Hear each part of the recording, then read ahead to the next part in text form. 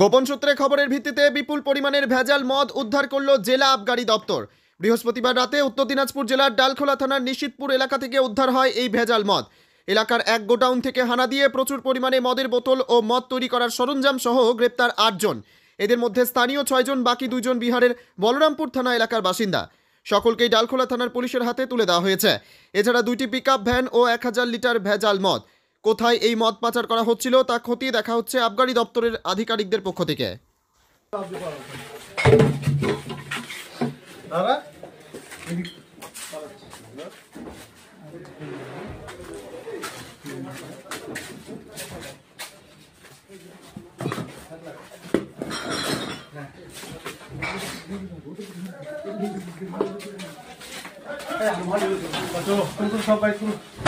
গাড়ি তোলে গাড়ি তোলে গাড়ি তোলে এই গাড়ি তোলে আরো আছে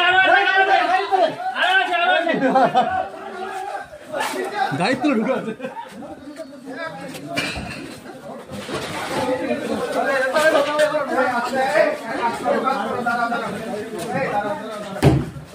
বুঝি চলো তুলে দাও গাড়িটা তোলো। হ্যাঁ হ্যাঁ এটাকে সরিয়ে করতে হবে। হ্যাঁ গাড়িটা তোলো।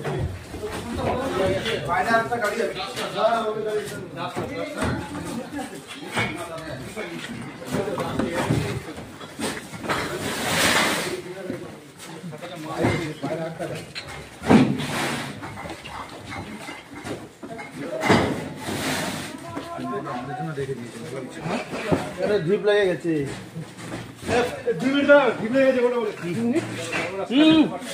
দাঁড়া দাঁড়া দাঁড়া দাঁড়া দাঁড়া দাঁড়া দাঁড়া কি আছে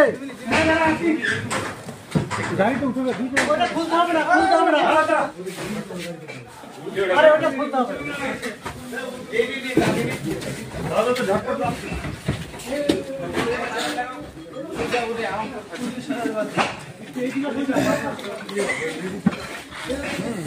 সাগরদা